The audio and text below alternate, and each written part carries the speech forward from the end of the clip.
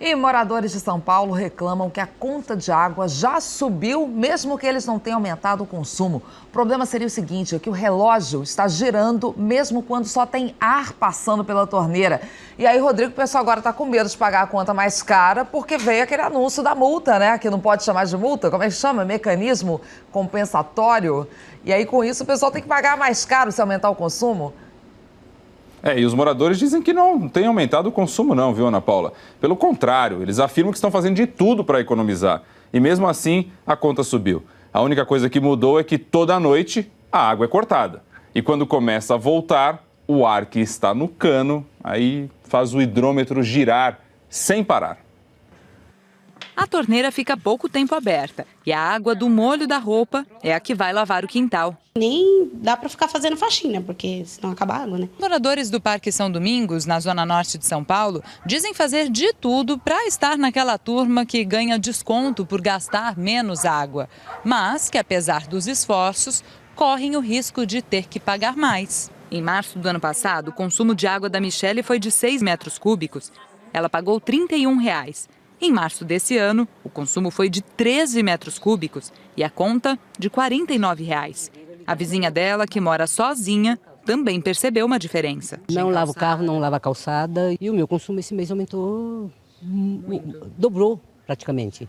Outro vizinho sentiu o aumento na conta. Ele não quis gravar entrevista. Intrigado, gravou com o celular o momento em que abre a torneira e, em vez de água, sai ar. Por mais de 2 minutos é assim. Enquanto isso, o hidrômetro, o contador de água, gira. Mostramos as imagens para um professor de saneamento. Esse é o ar que está saindo pela tubulação e está virando o hidrômetro ali. Está virando, está medindo, está apagando o ar, comprando água. O professor diz que isso acontece quando diminui a quantidade de água dentro da tubulação. A rede vai ficando sem água.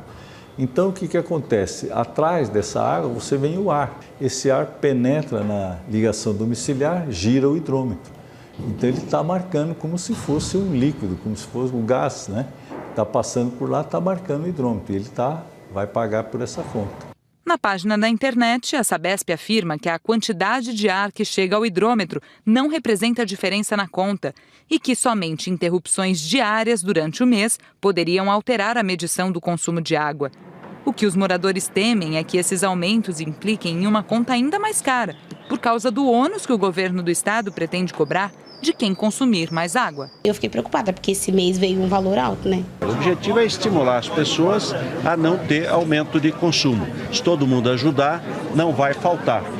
Então, e a questão jurídica? A questão jurídica, a Arcesp, que é a agência reguladora, ela que vai decidir e a Sabesp implanta. O governo diz que a decisão se baseia num artigo do Decreto Federal que regulamenta a Lei de Diretrizes Nacionais para o Saneamento Básico e prevê que, em situação crítica de escassez, poderá ser adotado o chamado Mecanismo Tarifário de Contingência. O presidente da Comissão de Defesa do Consumidor da OAB de São Paulo questiona a medida. Consumir a mais não pode ser motivo para ser punido. Quem consumir a mais vai pagar a mais do que consumiu e ponto final. Este professor de Direito não vê o ônus como multa. Porque a multa é uma sanção, que é consequência do não cumprimento de um dever jurídico. Então, digamos, seria proibido consumir água além de um dado limite e quem desrespeitar esse limite é multado.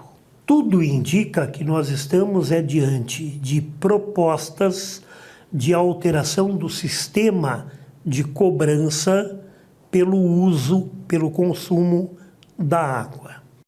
Bom, com relação ao pagamento por ar, né? Apesar de os moradores falarem que sempre falta água constantemente em alguns bairros, em nota a Sabesp informou que mantém vazão constante de água em suas redes e que a interrupção no abastecimento somente ocorre em situação de rompimento da rede. Também afirma que as transferências de água dos sistemas Guarapiranga e Alto Tietê são efetuadas sem interrupção no fornecimento e garantiu que essas manobras operacionais não provocam a entrada de ar na rede. Bem, o secretário de Recursos Hídricos do Estado de São Paulo, Mauro Arce, vem afirmando que quem se sentir lesado pode procurar a Sabesp para rever a conta. Ana Paula e Chico. Claro, pagar por ar não dá, né?